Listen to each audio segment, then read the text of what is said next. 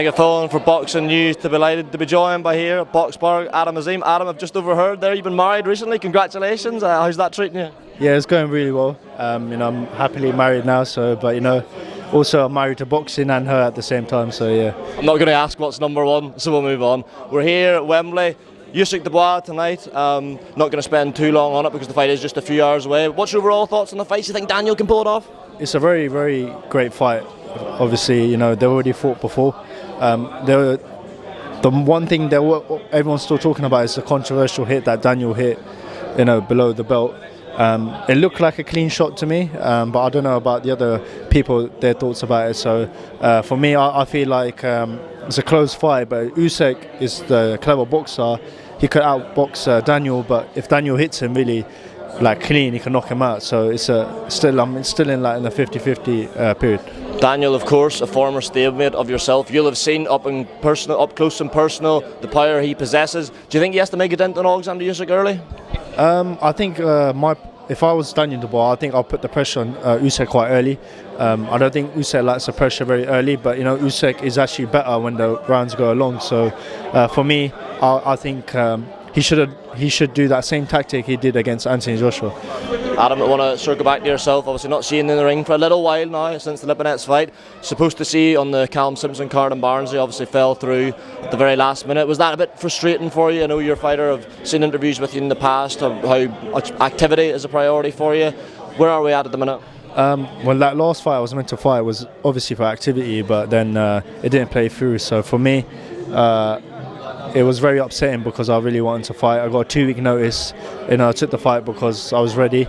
But hopefully there should be some fight news coming soon. Hopefully September, October time. So yeah. I'm not sure how much information you're privy to with the current situation with Boxer. It's clear the Sky deal is not being renewed. As someone who is one of the upcoming stars in British boxing, the exposure Sky brings, where does that leave you, this unclarity with the Sky deal? For me, I'll let my team do, obviously the talking. They do all the discussions and that. My job is just to fight. For me, I can't really answer much questions about this scenario. So for me, I'll have to let the team do the talking about that. Absolutely. We'll focus back to the boxing. You've been flying recently, obviously Subriel Matias, a very established fighter, dealt with him in good fashion. In terms of time scale, when would you like to be competing for world honours? I want to become world champion by the end of the year or next year, early next year. So obviously Dalton's going to be fighting. Is it Matias he's fighting? So he's got a really hard fight. For me, I thought the Pirello fight would be easier for Dalton, but I think he's going to be taking a harder fight with Matias. So, but I want to become a world champion by the early next year or this year. What do you make of the landscape at the top end of 140 pounds? You reckon there Matias with a very close fought win over Alberto Puello. We got Teofimo Lopez, who no one seems to know what he's doing, not even Teo a lot of the time. Richards and Hitchens, of course, coming off a good win. Is there a route ideally you would like? I mean, you would say on the face, but Teofimo probably the biggest fight, but arguably the hardest to make. Is there any preference in terms of your perspective for the champion? If the fights get put in front of me, I'll take the fight with both hands, but it's about the scales of how I'm going to be progressing. For me, you got Richardson, I'll take the fight with him any day. You got Antoine Russell, he's got the WBA. That would be a good route as well. So whenever the opportunity is right, I'll take it with both hands.